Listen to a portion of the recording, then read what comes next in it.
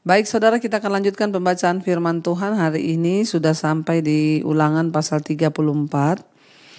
Judulnya kematian Musa. Jadi kita tahu bersama kemarin sebelum Musa mati, dia mengucapkan berkat atas setiap suku-suku. Ya, dan suku-suku itu ya diberkati oleh Musa dengan berkat yang berbeda-beda dari Tuhan, ya. Dan kita bersyukur Musa ya sebelum dia mati dia menyelesaikan semua tugasnya dengan baik. Ya, dia mempersiapkan Yosua dan dia tidak ya kecewa karena dia tidak dapat masuk ke tanah perjanjian. Namun dia taat ya sampai matinya dia taat. Dan kita akan melanjutkan ya pembacaan firman Tuhan sekarang di Ulangan 34. Kemudian naiklah Musa dari dataran Moab ke atas gunung Nebo, yakni ke atas puncak Pisga yang di tantangan Yeriko. Lalu Tuhan memperlihatkan kepadanya seluruh negeri itu, daerah Gilead sampai ke kota Dan, seluruh Naftali, tanah Efraim dan Manasye, seluruh tanah Yehuda sampai sebelah laut barat, tanah Negeb dan lembah Yordan, lembah Yeriko, kota pohon korma itu sampai Soar. Saudara, Musa melakukan tepat yang seperti diperintahkan Tuhan untuk dia naik ke atas gunung Nebo. Dari atas gunung Nebo dia melihat ya tanah perjanjian yang Tuhan janjikan.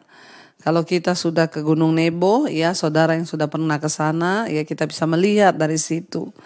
Ya, Musa disuruh Tuhan naik ke situ untuk melihat. Ya, dan luar biasa Musa memiliki hati yang lapang, saudara. Sekalipun dia tahu dia tidak dapat masuk, hanya diizinkan melihat saja. Ya, tapi dia taat melakukan. Dia naik dan Tuhan menunjukkan semua itu kepada Musa. Ya, kita melihat bahwa Musa dalam ketaatannya yang luar biasa, dia menyelesaikan tugasnya dengan baik, ya. Jadi saudara, kita juga lihat ya ayat 4 dikatakan, dan berfirmanlah Tuhan kepadanya, inilah negeri yang kujanjikan dengan sumpah kepada Abraham, Ishak dan Yakub. Demikian kepada keturunan mula akan kuberikan negeri itu. Aku mengizinkan engkau melihatnya dengan matamu sendiri, tetapi engkau tidak akan menyeberang ke sana. Ya, jadi Tuhan bayangkan itu adalah sebuah tugas yang sangat mulia yang dibawa oleh Musa, membawa bangsa itu dari Mesir. Ya, sampai saudara setinggal di ujung loh, dia akan segera masuk melihat tapi tidak diizinkan. Kita tahu bersama Musa adalah satu-satunya orang yang pernah berbicara dengan Allah berhadapan muka dengan muka. Itu yang Alkitab catat. Betapa luar biasa Musa itu dalam perkenanan Tuhan, dia dipilih Tuhan. Dia pernah berhadapan muka dengan Tuhan. Ya, dia disebut nabi terbesar Israel, ya. Akan tetapi orang hebat ini pun tidak diperbolehkan masuk ke tanah perjanjian karena ia pernah berbuat satu kesalahan, tidak mentaati Tuhan.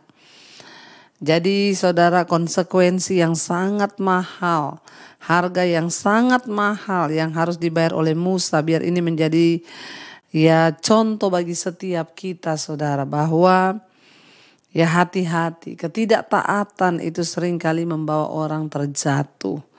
Sehingga dia tidak dapat melihat ya kemuliaan Tuhan, bahkan janji Tuhan. Ya, dan dia hanya diizinkan melihat dari jauh, tetapi dia tidak bisa masuk ke sana.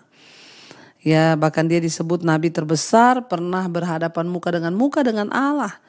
Tapi ya penghukuman Tuhan tetap berlaku, ya.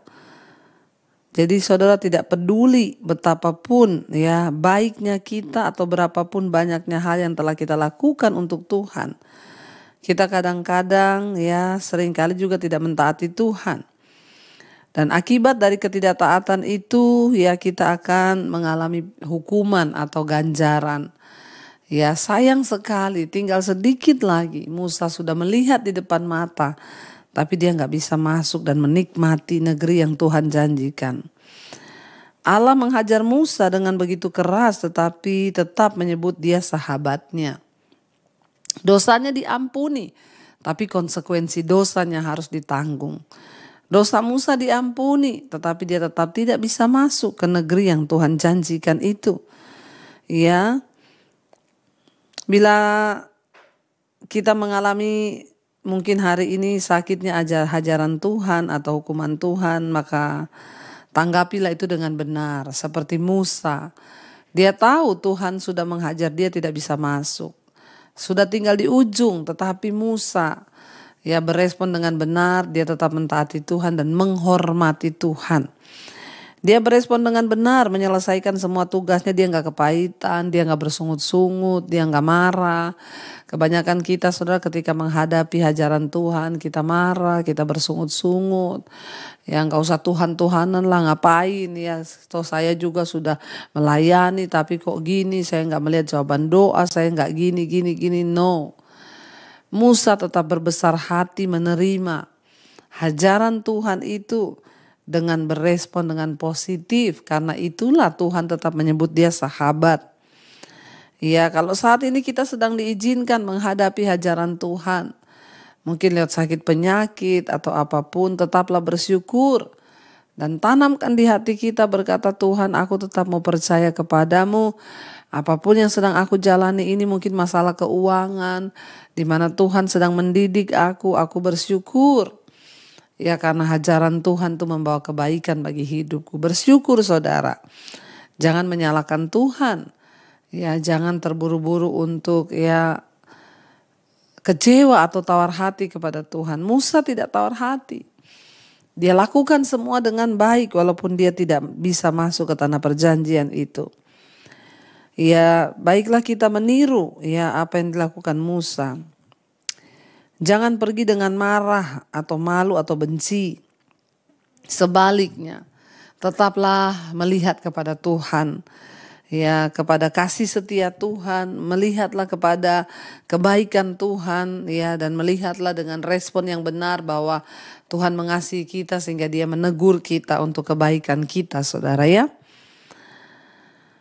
Dan di sana dikatakan ayat yang kelima, lalu matilah Musa hamba Tuhan itu di sana di tanah Moab sesuai dengan firman Tuhan, dan dikuburkannya lah dia di suatu lembah di tanah Moab di tentangan Bet Peor, dan tidak ada orang yang tahu kuburnya sampai hari ini. Musa berumur 20 tahun ketika ia mati, matanya belum kabur dan kekuatannya belum hilang, sebab orang Israel menangisi Musa di dataran Moab 30 hari lamanya. Jadi bayangkan saudara, 30 hari lamanya mereka menangisi Musa. Ya, mereka berkabung karena Musa mati. Dan Alkitab mencatat sampai tua 120 tahun Musa itu matanya tidak kabur dan kekuatannya tidak hilang. Dia dianugerah Tuhan dengan kekuatan yang luar biasa dan matanya tetap tajam bisa melihat, bahkan sampai dia mati tidak hilang. Dan orang Israel sangat kehilangan Musa sehingga mereka berkabung sampai 30 hari. Mereka menangisi Musa, saudara. Dikatakan di sana, maka berakhirlah hari-hari tangis perkabungan karena Musa itu. Dan Yosua bin Nun penuh dengan roh kebijaksanaan, sebab Musa telah meletakkan tangannya ke atasnya. Sebab itu orang Israel mendengarkan dia dan melakukan seperti yang diperintahkan Tuhan kepada Musa. Jadi kita tahu bersama sebelum Musa mati, dia sudah menumpangkan tangan ke atas Yosua, mengurapi dia untuk melanjutkan tugas yang Musa emban, membawa bangsa itu masuk ke tanah perjanjian. Sehingga orang Israel mendengarkan Yosua karena Musa yang memberi perintah. Karena Yosua adalah orang dipilih Tuhan. Tuhan menyatakannya lewat Musa dan bangsa Israel mendengarkan dia. Ayat yang 10, seperti Musa yang dikenal Tuhan dengan berhadapan muka, tidak ada lagi nabi yang bangkit di antara orang Israel. dalam hal segala tanda dan mujizat yang dilakukannya atas perintah Tuhan di tanah Mesir terhadap Fir'aun dan terhadap semua pegawainya dan seluruh negerinya. 12. Dan dalam hal segala perbuatan kekuasaan dan segala kedahsyatan yang besar yang dilakukan Musa di depan seluruh orang Israel. Alkitab berkata tidak ada lagi orang yang seperti Musa. Setelah Musa mati, ya tidak ada lagi nabi yang besar seperti Musa, yang dibangkitkan Tuhan di antara orang Israel yang bisa berhadapan muka dengan Tuhan. Hanya Musa satu-satunya. Dan dikatakan di sana tidak ada lagi nabi yang dibangkitkan melakukan mujizat-mujizat dahsyat seperti yang dilakukan oleh Musa. Ya, dan Musa mengakhiri hidupnya dan tugasnya dengan baik. Musa, orang yang tidak mau diutus ke Mesir karena merasa tidak pandai bicara pada waktu itu. Ya, kita tahu bersama ketika Tuhan suruh Musa kembali ke Mesir, dia dalam pelarian. Ya, suruh dia kembali ke Mesir untuk membawa bangsa itu keluar dari Mesir, dia tidak mau. Karena alasannya dia bilang, saya tidak pandai bicara Tuhan. Ya, menyampaikan 3 amanat kepada bangsa Israel yang menjadi kitab ulangan. Allah memberinya kekuatan untuk berkembang dari seorang gembala yang gagap, tidak bisa bicara, menjadi seorang pemimpin bangsa yang luar biasa hebat dan besar. Dari seorang yang gagap, tidak pandai bicara, hanya gembala kambing domba, diutus Tuhan untuk menjadi pemimpin atas bangsa Israel menggenapi rencana Tuhan. Ya, keberanian, kerendahan hatinya dan hikmatnya membentuk ya budak-budak Ibrani menjadi sebuah bangsa yang luar biasa. Tetapi Musa adalah orang yang tidak membiarkan ya sesuatu kesuksesan atau apapun menguasai dirinya. Pada akhirnya Allah tetap merupakan sahabat terbaik bagi Musa. Kasih dan rasa hormat serta kegagumannya Musa kepada Allah terus bertumbuh sepanjang hari dalam kehidupannya. Musa menghormati Tuhan dan dia semakin cinta dan kagum akan Allah. Musa mengetahui bahwa sama sekali bukan kehebatan dirinya yang telah membuatnya berhasil. Itu semua adalah kehebatan dari Allah yang Maha Kuasa yang ia percayai. Jadi kita belajar saudara ya. Tuhan mengurapi Musa dengan luar biasa. Dan setelah itu ada banyak nabi besar yang berkuasa dalam zaman raja-raja, tetapi lebih dari 1000 tahun kemudian barulah muncul ya yang lebih besar dari Musa, yaitu Yesus Kristus. Ya, dia adalah Tuhan juru selamat ya, dan seorang yang terbesar di dalam firman Tuhan dalam Alkitab. Kita belajar saudara dan kita percaya bahwa Tuhan itu Tuhan yang luar biasa. Dari kisah Musa kita sudah belajar bagaimana kitab Ulangan menceritakan tentang Musa yang sudah mengakhiri tugas dan pertandingannya dan mengakhirinya dengan baik. Dan besok kita akan masuk kitab Yosua, karena itu mari kita tundukkan kepala, kita mau berdoa. Terima kasih Bapa, terima kasih Tuhan, Engkau yang sudah membawa kami untuk tahu dan mengerti akan kisah seorang Musa yang tadinya tidak bersedia dipakai Tuhan, tapi akhirnya dia menyerah.